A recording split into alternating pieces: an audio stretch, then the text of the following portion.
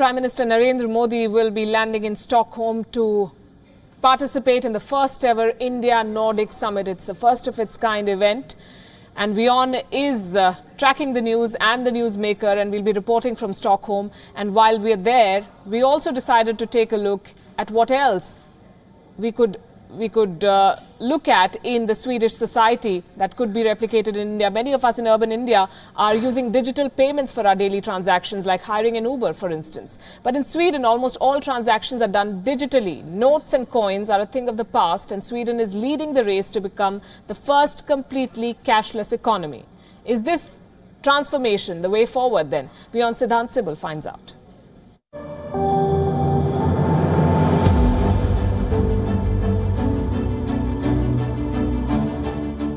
Cash is no longer king in Sweden.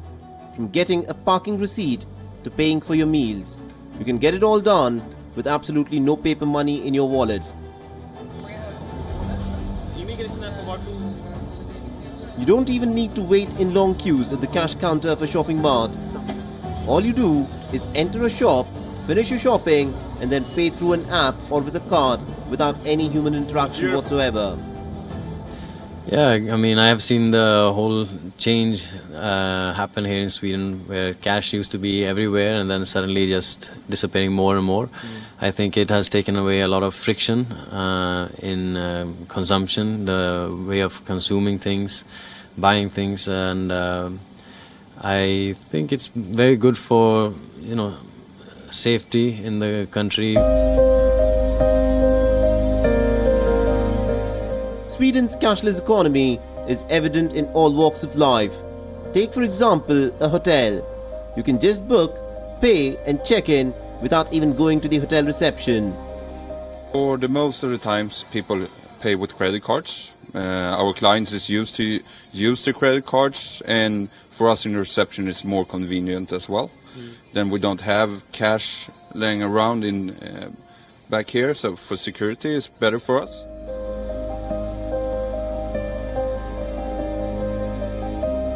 %80 of all transactions in Sweden are completely cashless. Digital payments are so widely accepted that across the country you see billboards that read, "We don't accept cash."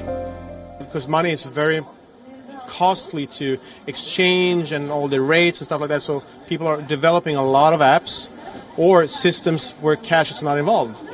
So it's all about the technology is evolving and doing, for us small business owners. Banks and the society in general are working really hard to make it safe.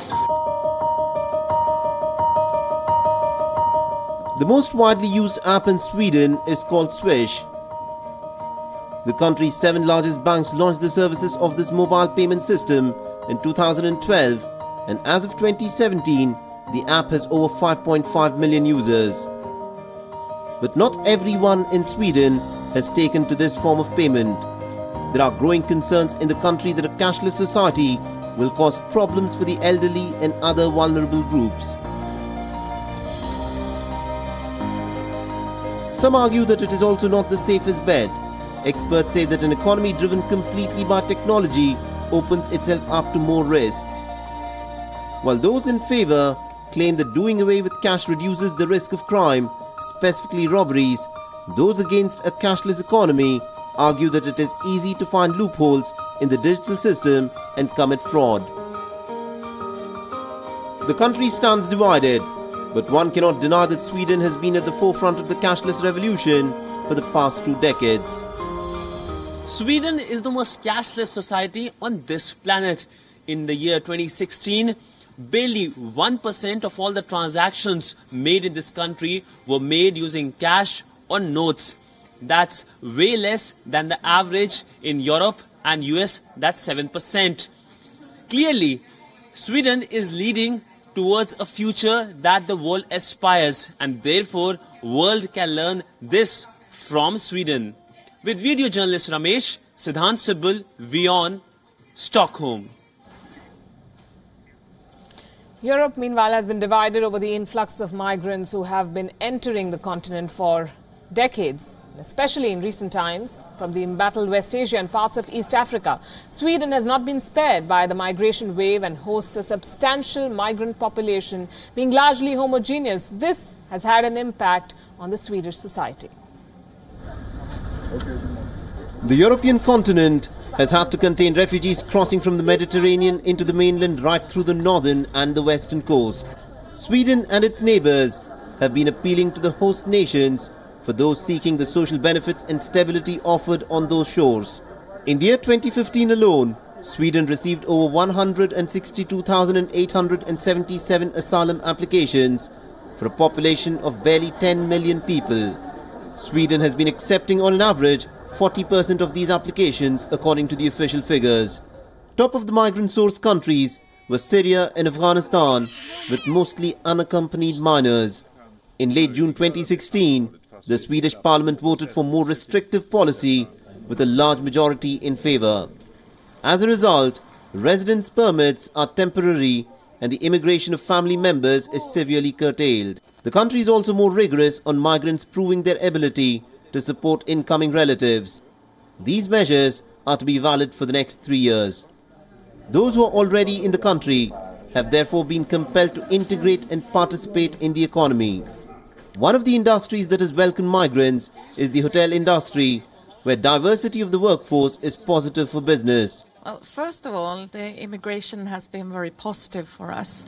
There are a lot of words in media and so, but for us it has been very, very positive.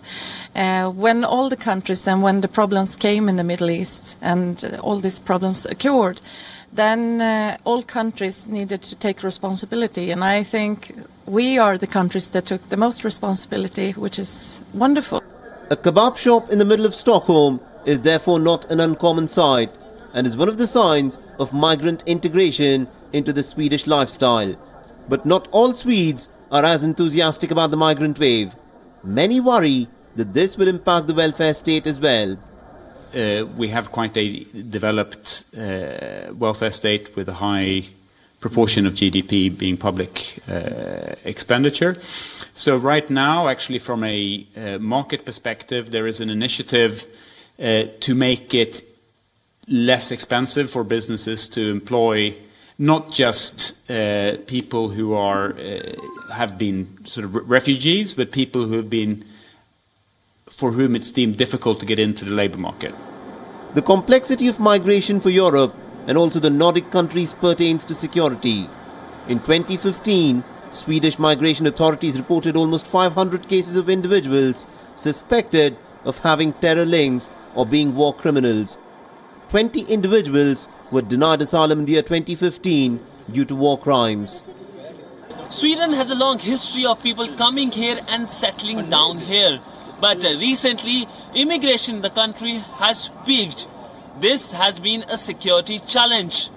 But beyond the headlines, there are personal stories and reality is quite complex. 4 nations, Germany, Hungary, Sweden and Austria, received around 2/3 of the European Union's asylum applications in the year 2015. Hungary and Austria are opposed to the EU's mandatory quotas on receiving asylum seekers. Germans and Swedes have been more flexible on the issue, often at a political cost. The decline of migrant arrivals in Sweden shows that the country is trying to keep the right balance, doing the best that it can for migrants, but also for its own population. With Siddhant Sibil in Stockholm, Bureau Report, WION.